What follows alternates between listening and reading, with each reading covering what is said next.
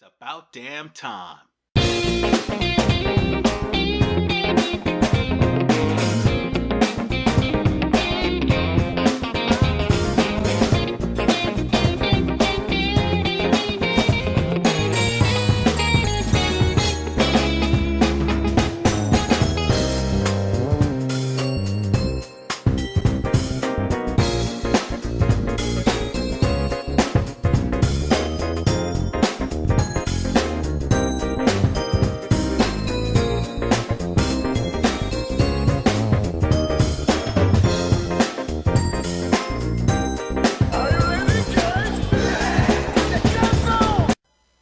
Samuraii Warriors 4. If there was ever a game that had so much baffling decisions and a baffling backstory behind it, it would be this game.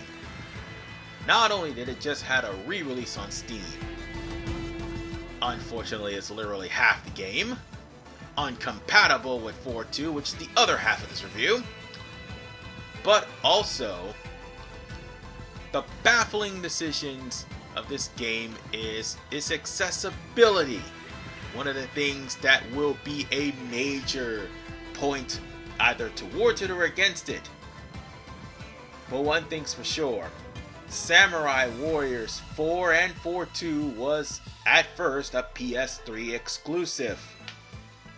That is, until later ports put it on the Vita, which no longer is playable, the PS4, which only you'll able to buy the PS4 version of Samuraii Warriors 4.2, as 4 is literally on PSN, and not to mention Steam only has the game, but if you're in Japan, at least you'll be able to have access to Samuraii Warriors 4DX and 4.2, because Koei and its infinite wisdom went there and delist the game from being bought, and it can only be accessed via hard disk, or it can only be accessed through PSN, which is beyond stupid. But at least I got a chance to play the game, both of them anyway, and needless to say, there are pros and there are cons involving both games. Why isn't DX in the title of this review? It's literally the same as Samuraii Warriors 4.1, except DLC's included. Oh, don't worry, we'll get on that bridge once we get through the intro. But yeah, that's one of many baffling decisions as I'm going to go through the pros and the cons of a game that, needless to say, should not have been split in half the way it did, and more importantly, should not have been marketed or ported the way it did. But someone in the execs of Koei thought it was a good idea and fans would still eat it up. Whoever that exec was, thank God he's no longer working there. But then again, there's still the other execs that think that DLC is a good thing. But nonetheless, ladies and gentlemen, let's get into the review of Samuraii Warriors 4 and 4.2. Let's go! To this day, I still stand by that congrats Koei video, especially with the cons involving this game, most definitely. Because look at this, folks. Look at the problems that is basically plaguing all ports. All the main issues have one problem: DLC and frame rate issues, as well as compatibility issues. You cannot make this up. And DX is worse than Steam because Koei does not optimize their stuff. And there's another thing I need to add to that too. It's literally the same game spliced in half and resold as standalone games. And instead of having forums like this, we should all come to the conclusion that 4.2 is in fact the DLC on top of having DLC in Samuraii Warriors 4. There's just no point of differentiating the games when they're the exact same thing. It has the same victory jangle whenever you complete a stage, regardless of what game it is and what mode, whether it's story or free mode, it has the same objective grinding that you're going to be grinding on. Not just grinding here, but also you're going to be grinding for strategy books, and also grinding for better weapons in order for you to beat the higher levels. But moreover, you're going to be grinding for items as well, on top of the fact that the accessibility is much harder because of the way Koei has released the games. And it's really stupid that they did that. But wait, we're not done yet. At least the first half of 4 has Conquest, where you can go through the entirety of Conquest and get all of the items available. But the problem of the matter is, it's through grinding and RNG that you're going to have to do this. Grinding to get a lot of gold in order to buy all the items for the male and female edit characters. Grinding and also to get the bonds for all of the Samuraii Warriors that just so happen to be here, some of which can only be unlocked in Conquest mode, Yoshimoto being one of them. And you'll have to go through grinding just so that you'll be able to play those characters in story mode. Even though you can, well, up until 4DX, take your edit character and bring them to 4.2, 4DX made it to where it's virtually impossible because it's not made with Joy-Con, unlike with the original Samuraii Warriors 4. So, technically speaking, not only did Koei shafted all the American players by forcing them to play the PS3 version on PSN, by delisting the PS4 version of the game, they also made it to where the only way you're going to actually be able to get the privilege of getting your edit character from 4 all the way to 4.2 is if you gotta buy 2 physical hard disks, and they are hard to find. And God forbid if they have scratches and anything else. Meanwhile, 4.2, while they have Yoshihisa Samazu as an available character, guess what? Conquest mode isn't there, but survival is. I mean, you can make your character and play it, but you're still gonna have to go through survival mode just to get all the stuff for your edit character. So you can't win with grinding or nothing else, meaning there was no reason for Koei to split this game in half. It was retarded. And now, we can go over to the pros, because there are some at least. Despite the fact that Koei went there and cut the game in half, and all that, there is one thing both games are focused on, and that is the tale of what all of the lords are doing between the rise of Nobunaga all the way to Sekigahara, where all the conflicts come to an end like in most Samuraii Warriors games. I say most because, well, 5. But the less said about that game, the better.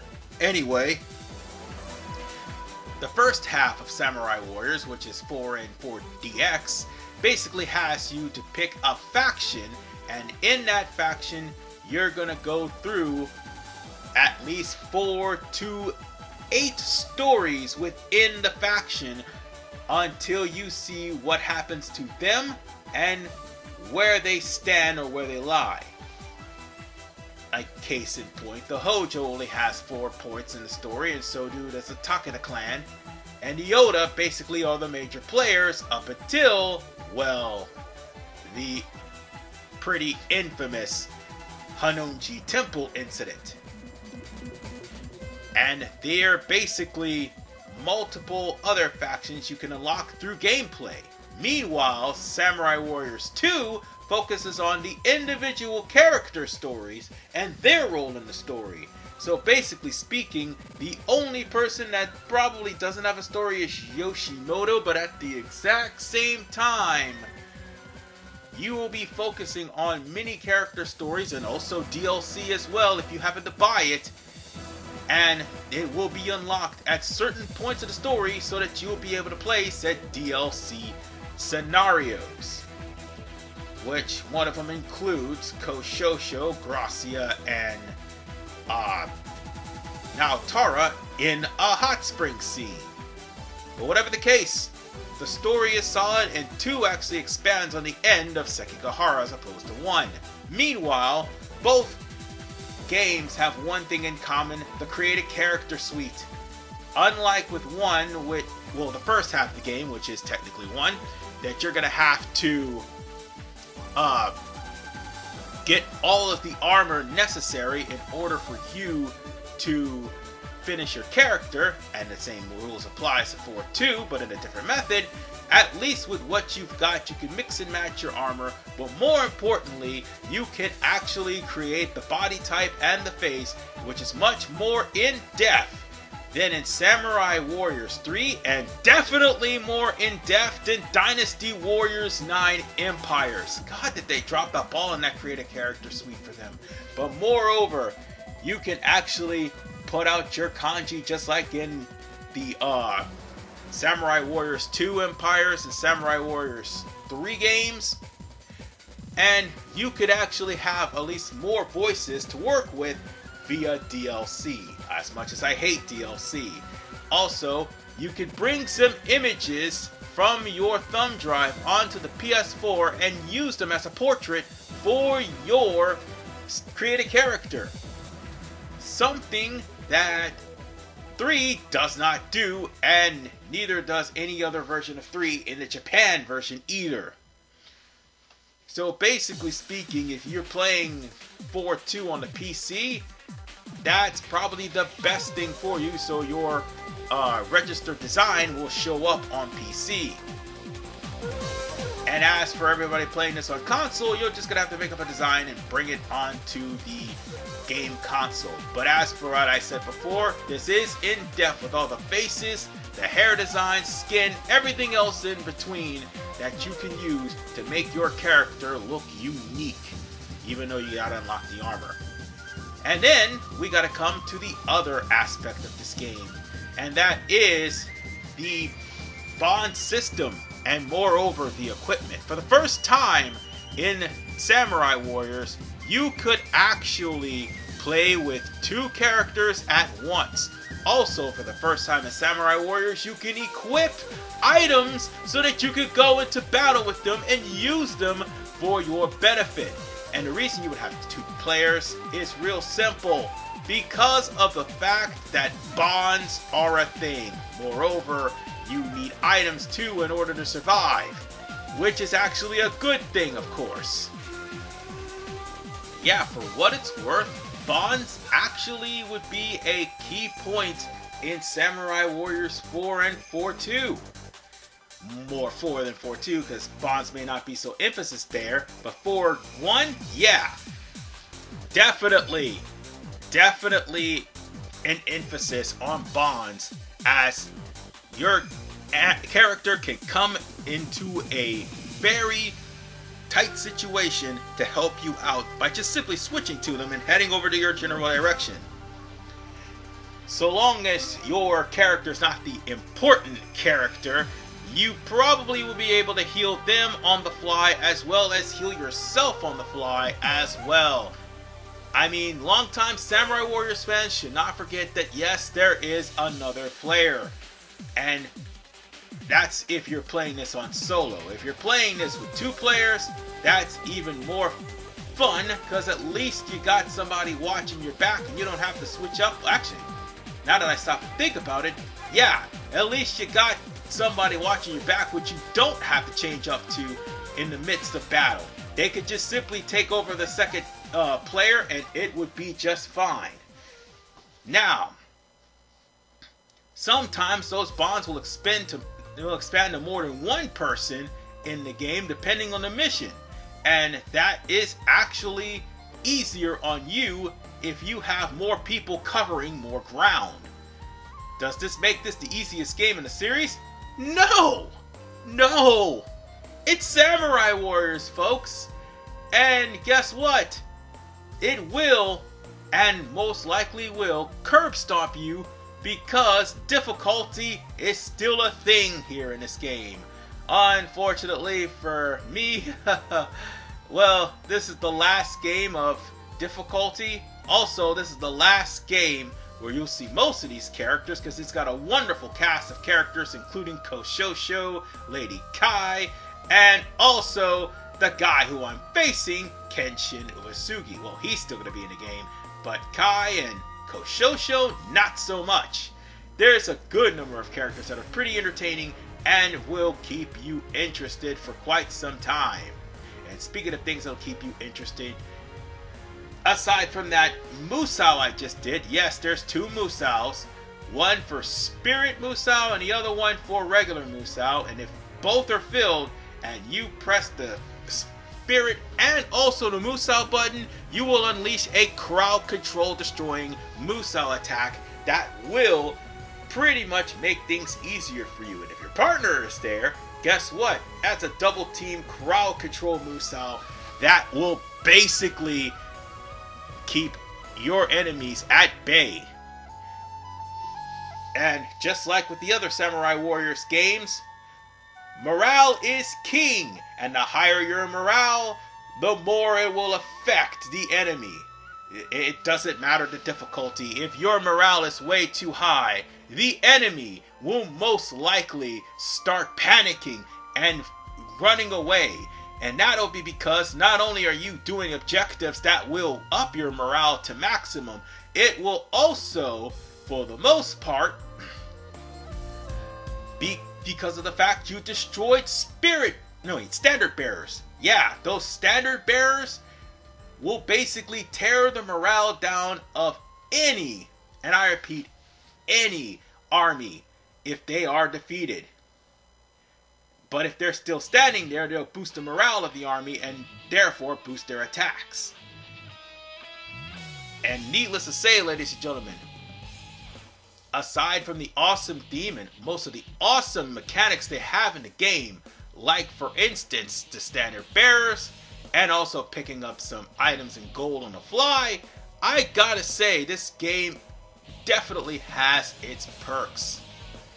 And as for 4.2, well, at least 4.2 has the survival modes that actually keep you going. Yeah, I know I said you grinding on the survival modes, but at least you got the survival modes. And moreover, with 4.2, you could switch between your characters in survival mode to keep things going. And Musou is basically going to be a hell of a lot easier in the case of 4.2 because, let's face it, 4.2, I forgot to mention one thing about the standard bearers besides the fact they gain morale. 4.2, they have your own standard bearers which will actually heal you and moreover heal your morale as well as your Musou. So yeah, you might want to take care of those standard bearers because sometimes they can be a pain in the ass. More so in 4.2 than what they are in 4.1. And the cavalry guys as well, you might want to deal with them. 4.2 actually add them to make it a little bit harder than what it is in 4.1. And in survival mode, those cavalry guys will make you their bitch along with the sumo. So yeah, they make a glorious return too. And don't think that they haven't forgotten what a soundtrack sounds like, because at least 4.2 actually does have a good soundtrack, even though some of the tracks carry over from Samuraii Warriors 4. And yes, you do have horse health. So as you are riding a horse, you will get knocked off once your health for your horse gets low. So yeah, you'll have to hop back on the saddle eventually once you get knocked off. So on that note, ladies and gentlemen, I think I've said my piece because, needless to say, both games do have their good points. Now, it's time for their final judgment in the ratings. And with the pros and cons compiled, it is now time to give this game its rating. Samuraii Warriors 4, 4.2, and 4DX all get the rating of meh. It's middle of the road despite the battle system actually being good, despite the story mode being good, despite the music being good, despite the best created character suite in the game, despite Conquest mode, which you can put your edit characters in, or Survival mode for 4.2, the fact that this game was split in half for monetization purposes is what really killed this game. The frame rate and the bugs, especially the compatibility issues, which I didn't put on here, but it still killed this game. Might as well say it's for monetization purposes. The grinding actually is the thing that hurt the game, because there's two separate types of grinding between the two games, and RNG definitely hurts this game. RNG always has been a thing in Dynasty Warriors and Samurai Warriors, but between two games and you're grinding just to try to get yourself at least enough items to survive, or at least enough health or enough level to survive, it can get monotonous at times. And then there's DLC, which won't unlock until you actually buy it and then play certain parts of the game. The point of the matter is, there was just so many terrible decisions that Koei did with this game, and the monetization was the biggest and the worst decision of them all. I still stand by that congrats Koei video to this day. And folks, no matter what you say, it will not change my mind. Thank you all for listening to this review. Damn, this review took way too long because of the whole problems with the PS4 and everything else. And with that, I will see you all in the next review, because we'll finally get to the last game in the Samuraii Warriors series that is numbered Samuraii Warriors 4 Empires. Hopefully, it may divert some of the dumb mistakes of Koei.